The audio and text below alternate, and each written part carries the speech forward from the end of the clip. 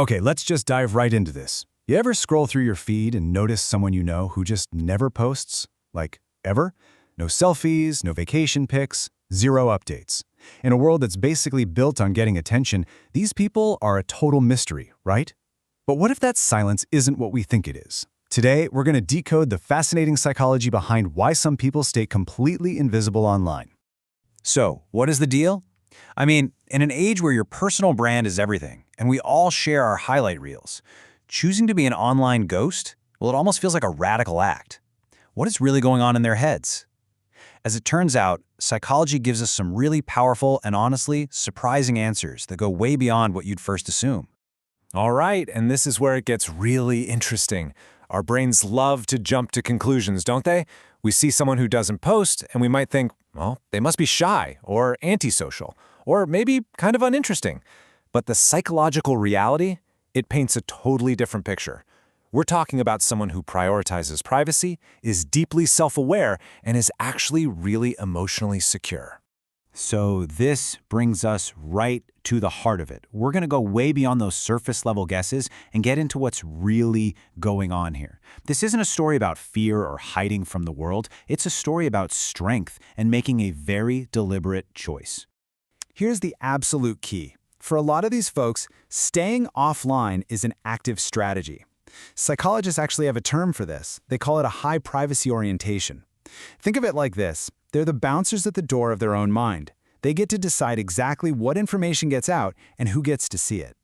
It's a conscious decision to protect their inner world from all the noise. And this tells you everything you need to know about where they get their validation. See, instead of chasing likes and comments for that little dopamine hit, they rely on self-validation. They don't need to post a picture from a great dinner to know they enjoyed it. They don't need to announce a big win at work to feel proud.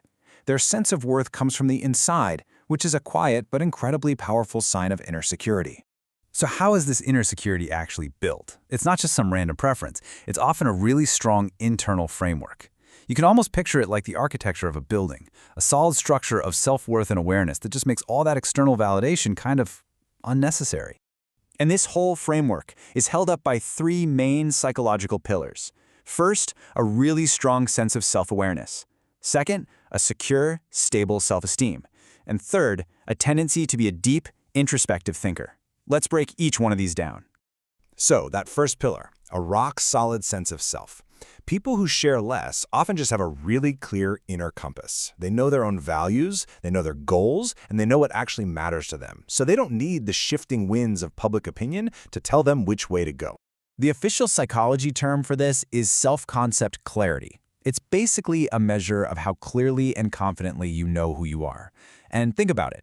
When you have that, you're just way less likely to get swept up in trends or the constant comparison game because your sense of self is an anchor, not a weather vane spinning in the wind. Now for the second pillar, secure self-esteem. This isn't that fragile kind of confidence that can be shattered by one negative comment. No, this is solid. It doesn't need constant attention to survive.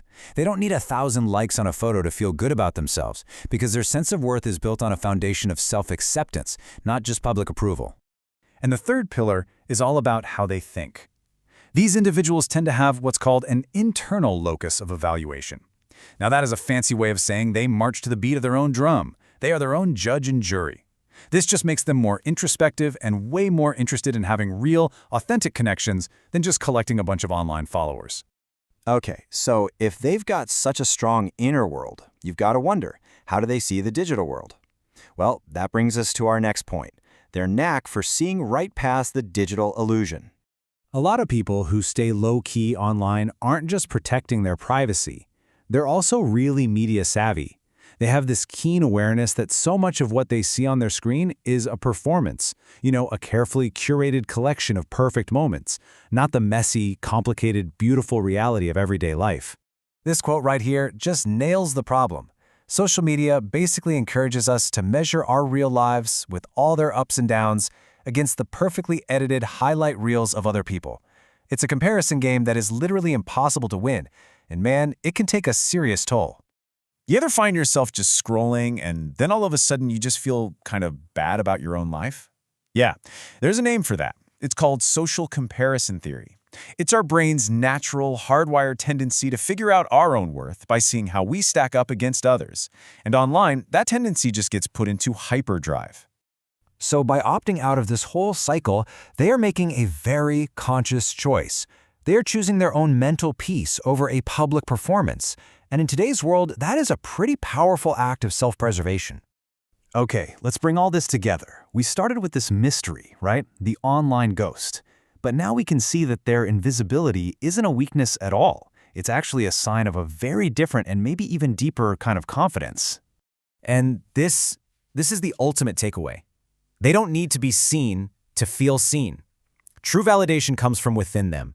The relationships that matter happen in the real world, and their sense of self is so secure that they just don't need thousands of people to watch them live their lives to feel valued or understood.